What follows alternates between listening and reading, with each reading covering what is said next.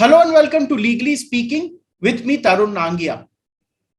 It is not uncommon for us to read every day in the newspapers that there is some dispute between the builders and the buyers of flats. And it has now become such a commonplace that many mega disputes involving builders and buyers have landed in the Supreme Court of India.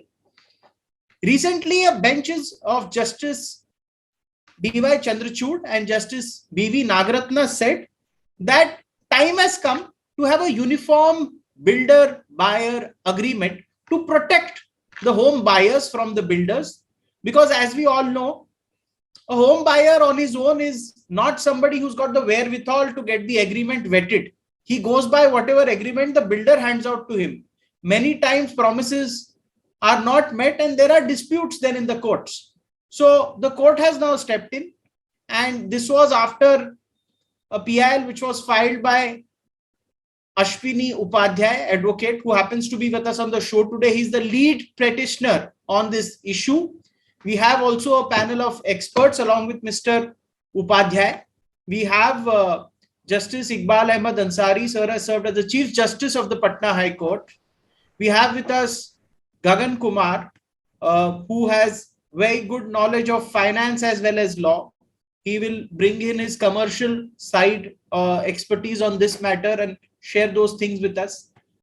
Now, before I request Mr. Ashwini Upadhyay to open why he raised this issue in form of a PIL before the Supreme Court, may I read out what the court said. The Supreme Court, the benches of Justice D.Y. Chandrachud and Justice B.V. Nagaratna said that this has to be achieved in this country, which is this model builder-buyer agreement, because it raises an important aspect of consumer protection. That is what they said. If there is no uniformity enacted by the states, the builders will insert contracting out clauses detrimental to consumers, which means there is a possibility they will be cheated if a model builder-buyer agreement doesn't come into force. I'll request Mr. Ashwini Upadhyay to open the discussion. Mr. Upadhyay, why did you file this? Thank you, Tarun. In fact, presently the buyers are on the mercy of builders and mercy of agents. What is happening? Neither we have a model or uniform builder-buyer agreement, nor the uniform agent-buyer agreement. There is an agent-buyer agreement also. And this is not only varying state to state. In fact, same builder who is making houses in the NCR and also making houses in the Bangalore, he has a different builder-buyer agreement. So this is not the issue of that UP has good builder-buyer agreement and Karnataka has better or something has worse. This is not the issue. The issue is we don't have a uniform, and as well as in the spirit of the Article 14 means justiciable. All the builder buyers agreement are unilateral, one-sided, as well as there are so many hidden things, so many very clumsy languages, which is not understandable by the buyers. Builder-buyer agreement, very complex language, which is not required. In fact, that language is used 45 to 50 pages. So definitely buyer is not able to read all the pages and sign.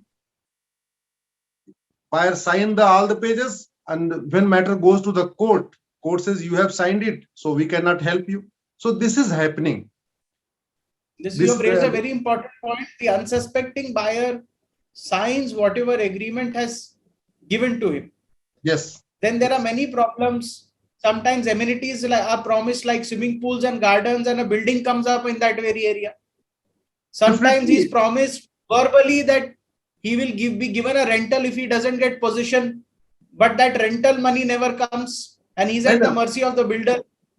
Most importantly, Tarun, the strength of the flat, the strength of the house comes from what is the material is used. In fact, I never found a builder buyer agreement which says cement and balu ratio will be this, saria will be this, size of saria will be this, height of the roof and this floor is this. They never mention it. What will be the tile? What will be the saria? Which quality of the sand? Which cement? Because there are good quality cement, bad quality cement. You have raised a very important point, and I'll take this to Mr. Gagan Kumar, because we have found in NCR 2-year-old buildings with the plasters falling off, with seepage problems, and people have put in crores of rupees. It is not FDR's low-cost tenements where you have just put in a few lakhs. You put in crores and you get bad quality construction. You've raised a very important point. Mr. Gagan Kumar, the court has issued notice on this PIL, which Mr. Ashwini Upadhyay filed. Now, because you have this unique understanding of finance and law, could you share with us the gravity of this problem in terms of the economic cost to the buyer? Thanks, Tarun, for having us here on your show. I will just take you back to the 60s when the movies were there and the dons were all likes of Ajit and Kulbhushan Kharbanda. You would remember the dialogue used to be आते हमारी मर्जी से हो जाओगे अपने आते अपनी मर्जी से हो जाओगे हमारी मर्जी से. So this is the gravity of the one-sided agreements.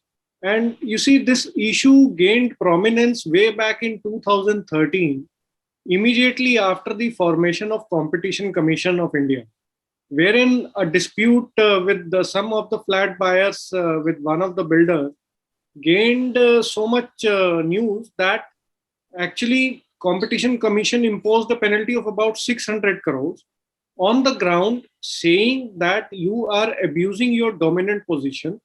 There's something called, in the legal language, consensus ad idem, that you and I are talking on the same language and understanding the contract in the same manner. Although that penalty was ultimately was removed and the matter reached a different outcome. But the idea which Ashwini ji also pointed out, that I am given a printed contract. It's either take it or leave it. I don't have any option to negotiate any term of the contract. So the court highlighted certain aspects that you say that time is of essence. It is when it comes to payment, yes, you will not shy away from imposing a penalty. But when it comes to the completion of the project, where does that time go? Where is the clarity on what is the EDC and LDC? You sign the contract looking at the layout of the plan without even knowing that whether the land was actually acquired or not. Only after making 50% of the payment, you are told that no, you are not getting this flat, you will be getting that particular flat. So, and if I want to exit from the contract, I will be imposed heavy penalties. So it was going on for a long time. And in fact, in 2019 also, in one of the judgment, Supreme Court observed this, that there is stark incongruities in the remedies available to both the parties. If you want to exit from the contract, you have certain heavy penalties as a consumer. But if the builder wants to terminate, there would be a negligible penalty. So this was very much required, and I wish to congratulate Ashwini ji on taking this step and invoking Article 32 in this aspect. It's a very important point, Mr. Gagan Kumar, you raised that in a sense, the buyer has no rights. He's been presented with a printed agreement, take it or leave it. So that puts him in a position of that he can not negotiate. Mr. Ashwini Upadhyay raised an important point that there is no mentioning of the quality of the construction or the materials used. There is no mentioning. So he has just presented with something, and in 2 years, if the buildings falls apart, he has no choice but just to complain. He has nothing at his wherewithal. We see so many complaints these days. In fact, this area of Noida next to the city of Delhi has become a den of complaint because thousands of substandard quality flats have been delivered. And so many investors, even many high-profile investors, have no remedy because they've been cheated. Justice Ansari is with us, sir. What do you think of this issue that is before Justice Chandrachud and Justice B.V. Nagaratna that Mr. Ashwini Upadhyay has filed? I must start by thanking Mr. Upadhyay for bringing this PIL, because this was really necessary for a long period of time. So there are a couple of issues here. One is that the bargaining power between the buyer and builder are quite different. Builder is in a dominant position, as Mr. Mehta has pointed out, and therefore he can dictate the terms. Right. Secondly, the language is so complex and the agreement is so voluminous that the buyers don't really reach the right conclusion on the basis of what they read, if they can afford to read at all. So this is the third is that there is no prescribed uniform agreement. Now, if we need a law, which I think we do need, that the agreement has to be made. A standard prescribed agreement needs to be made, taking care of all the infirmities which the petitioners have pointed out in their various PIL. And then there has to be also a legislation enforcing that this is the prescribed format which has to be used. So there are two requirements. One is prescribe an agreement and then force the buyers and the builders to go by that prescribed format. As far as the court enforcing, because for instance, there is no law today. It may so happen, I don't know what will happen, that the court may go to prescribe. See, this is for judicial legislation, which I am not very much in favor of, because it is no part of the judiciary's duty to make law. It is for the legislature to make the law. Though the judiciary has done credible work on this field also. If you recall Vishaka's case, it had two problems. One was that it was an international agreement, CEDAW, which was required to be enforced. And the law is that unless an international agreement become a part of a municipal law of India, it cannot be enforced. This is the law. So it was not a part of municipal. The second problem was there was no legislation at all. So the Supreme Court dealt with it very intelligently, I would say. They said India is a signatory to CEDAW. That means Convention on Elimination of All Forms of Discrimination Against Women. And since these covenant is nothing but only fundamental rights of women, and therefore it is within the ambit of the court's power to enforce that agreement. And Okay. That's how this was enforced. So the same thing is required here now. If the court decides, if the court decides to prescribe some kind of a law in the interim until the time the legislature provides the law, then Point very well taken, sir. I'll go to Ashwini Upadhyay. Justice Ansari said that the legislature should make law, but in the interim, if the court wants to legislate, in a sense, issue some directions, it can. What do you think? Will the court appoint a committee to look into this issue? Where is this headed? Because the court has shown that it cares for the buyers. It cares that so far, even 75 years now, we are close to independence. No model contract has come into force. So what do you think the court? I'm not telling you to preempt the court, but do you think if the court wishes, then a committee can be formed which can look into it? No, I don't think, because under section 40 of the RERA, center has plenary power to do justice with the buyers, Yes. to infuse transparency, to do justice, to make this builder-buyer system very, very fair. So center has power under the section 40 of the RERA.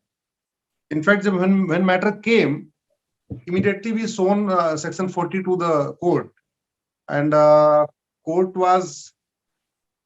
found that it's a very fit case. There are so many observations from the court side during the hearing. Can you share a few of the observations of the court with the panel? Yes, yeah. Court says that it's a very important matter, and it will solve so many problems. It was the observation from Justice Chanchod that this is very important PIL, and it will solve many problems, and it will infuse transparency as well as it will ensure that no buyers are being cheated by the builders and as well as by the agents. So immediately, in fact, in this matter, court issued notice, then returnable fixed date for 4 weeks, fix the date for 8th November, and directed center to file. So our first prayer is let the center draft a uniform builder-buyer agreement, and our second prayer is we are seeking a direction from the Supreme Court to all the states. So we have made all the states a party here. So I don't think the Supreme Court needs to constitute a committee, because this is the duty of under the RERA Act. This is the duty of the center to provide a uniform builder-buyer agreement or a model builder-buyer agreement in the spirit of the Article 14. It should be spirit of the Article 14 means if a buyer has to pay 80% interest if there is a check bounce or late payment, then definitely builder has to pay 18% interest if there is a delay in possession. You made an important point. The builder should pay 18% interest if there is a delay in possession. I'll go to Mr. Gagan Kumar. When RERA was being formed in states, the state said that we need autonomy to frame rules. Do you feel in your own wisdom and experience that even in this matter, the state will say that they want autonomy to frame rules? That Delhi will have its own model builder-buyer agreement, Kerala. Then do you think that motive of this intention by what Justice Chandrachud and Justice B.V. Nagaratna have said that, there should be a national single builder-buyer, that will be defeated if this happens? Obviously, and I don't think that's the intent. And as Ashwini pointed out, that the prayer in the pleading was to ask central government to invoke its power and form policies accordingly. So if RERA specifically provides that central government has to frame that policy, I don't see any opposition coming from the states. However, I would slightly digress from this issue and touch upon another issue which is related, is that what happens is that when there is inequity in the remedies and consumer ultimately reaches a consumer forum. So for example, currently there are many builders which are facing consumer cases where a set of buyers running into hundreds have engaged various lawyers, and the matter is not getting listed for hearing because finding convenience of so many lawyers on a particular day, the relief itself is becoming a mirage. The court is not finding time to hear those matters. So even if there is a remedy available under the consumer law, that remedy is becoming meaningless because with the number of buyers approaching the court, it is becoming practically difficult for courts to schedule a date and hear everybody. So therefore, it is of utmost importance at this stage that there has to be uniformity. I think the issue, and probably Mr. Upadhyay may like to draw attention of the court on this, that whatever these guidelines come or the model agreement comes up, some of it should be applicable on the transactions which have already concluded so that the disputes are put to an end. Otherwise, those disputes would carry on for generations. You have raised an important point, Mr. Gagan Kumar, because if we analyze, there must be lakhs of flats which are under dispute today, even as we speak, pan-India. Yes. The number is in lakhs. So you have made an important point that even the concluded agreements should have at least some benefit should be given to the buyers. We'll take a short break and then we'll go to Justice Ansari to find out what are the possible remedies that he foresees from the buyer's end. I mean, how they will benefit, and is it easy to implement these kind of laws pan India? Because see, builder lobby is also a political lobby. There is a lot of money involved. And when we covered politics many years ago, we learned one thing, that when builders are concerned, all parties vote only in one voice. Be it the BJP, the Congress, or a regional party, whenever a builder is concerned, they all come together like brothers. So builders are like a glue that binds political parties together. On this note, I'll take a short break and we'll be right back.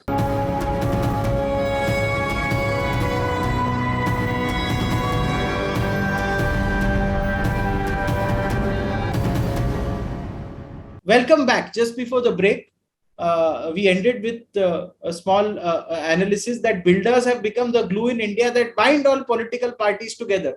They have the ability to get everybody across the table from all parties to sit with them. That is an enormous power.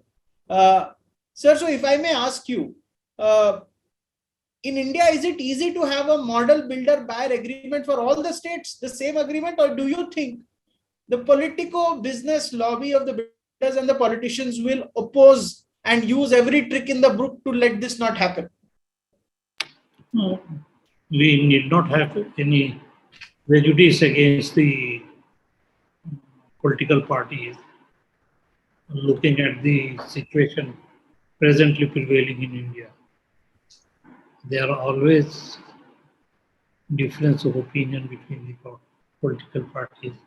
No, but what you are saying is correct. When the model agreement is prescribed, it is not necessary that the states will readily agree. They may have their own problems. Yes. And according to their own problems.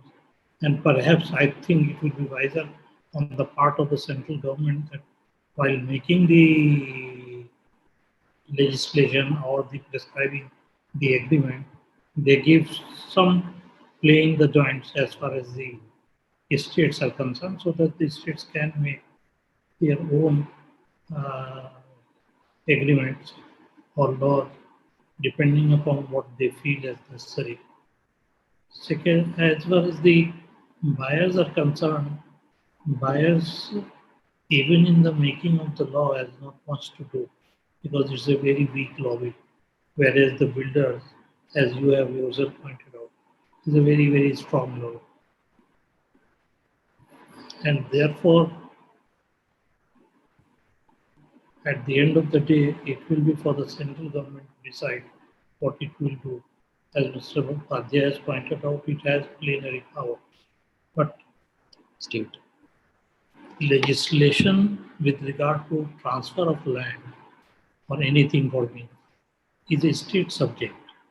So center may have the plenary power under the act, but they cannot force any agreement under the throat of the states. That is something which we will have to take care of. You have said a very important point, sir. I'll take it to Ashwini Upadhyay. If this is a political decision, Mr. Upadhyay, maybe the central government can force this. But otherwise, do you think it's easier said than the court has the right intent, but would court's direction to even the government to enforce it in all states be an easy job? Actually, now this matter is under the concurrent list. So definitely center can draft a uniform builder buyer agreement, and Supreme Court can direct the states to implement them. Supreme Court also has the plenary power under the Constitution. And the direction of the Supreme Court is the law of the land. Prescribe more. Sir. Who will prescribe the more? That actual agreement. No, sir. In fact, this land issue has become the concurrent matter. Now it is in the concurrent list.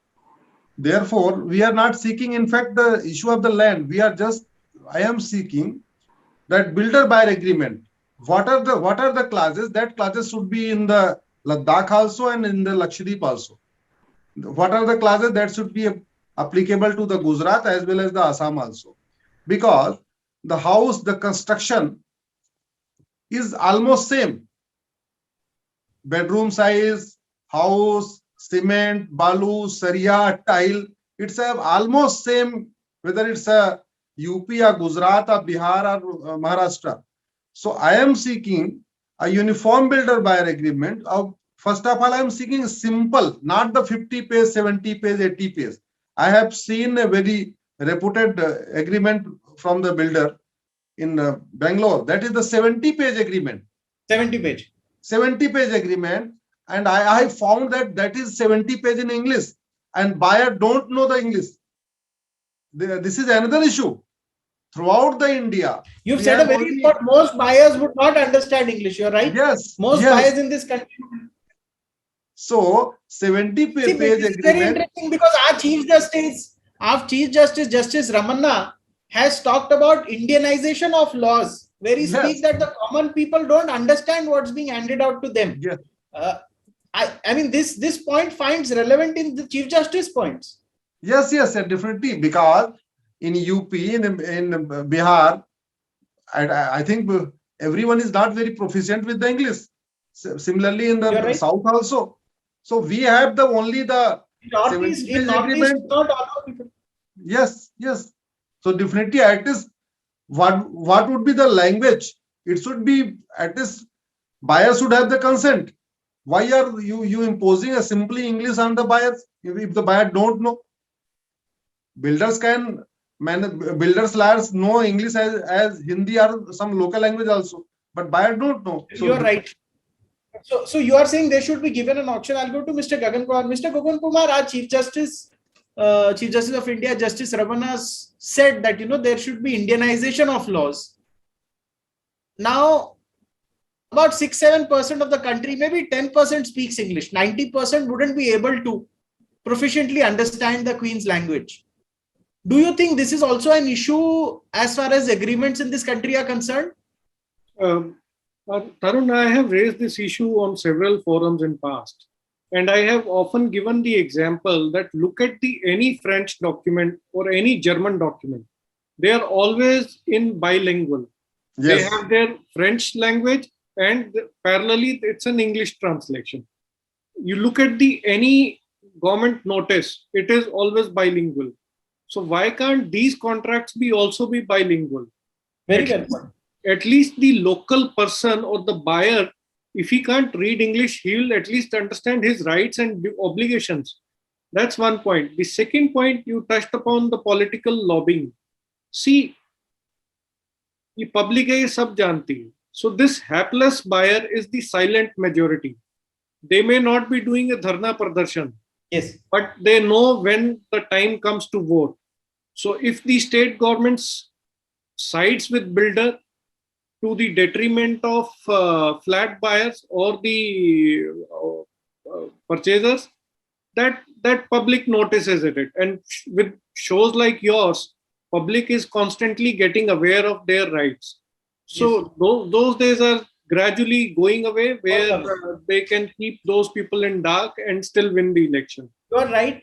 And the courts have taken strict action on errant builders in the very recent past, be it issuing orders for, demolition or any such thing. The courts have been strict.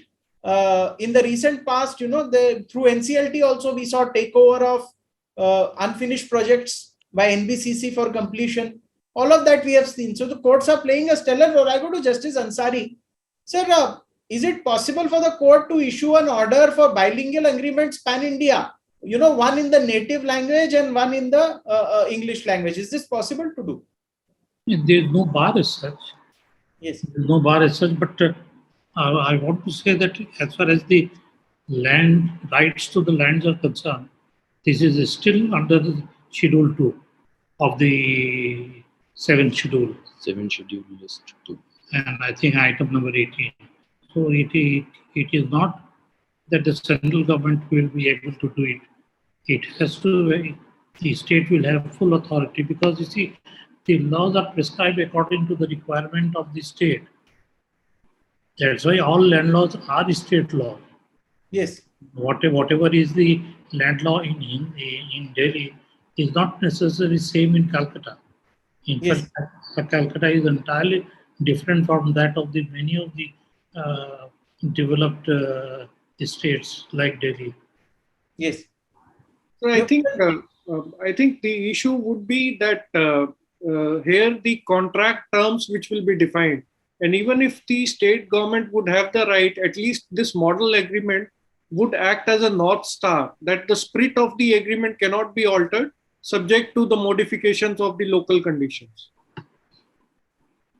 Okay. Point well taken, Mr. Afini. If a last comment from you before we end the show. I'm confident that the Supreme Court will direct the center to frame a model builder buyer agreement, and also will direct the states to enforce it. It is very necessary to infuse the transparency. It is very necessary to do justice with buyers. It is very necessary to secure the buyers from cheating, fraud. So many things are happening, everyone knows. And it is very necessary to ensure that buyers get at least good quality house. The most important, Tarun, they write everything, but they don't write which quality cement, what will be the ratio of the cement and balu, which quality saria, what will be the size of saria, how many saria in one pillar. They never mention. You made an important point, because I realize not all houses are bought from organized big players, the big builders. Many houses are bought from local builders, very small operators. And Yes. sometimes the quality of, and many times the quality of construction is really shoddy. India is still a low income country. Many people buy only one house in their life. Most people, rather. Not many people can buy two houses. There is a minuscule Yes. portion in the country. We will keep tracking this case on Legally Speaking. Justice Dhananjay Chandrachud and Justice B.V. Nagaratna have raised a very important point. And it will be very interesting to note what happens of this case, because I think it involves almost all of the masses of India. Almost, a large section who buy houses. Mr. Gagan Kumar had to say something, then we can end. Yeah, so I just wanted to say that through this judgment, this matter has to come to an end where the poor buyer continues to pay rent, continues to pay installment, and if he defaults, his CIBIL is get distorted, but he doesn't get his dream house.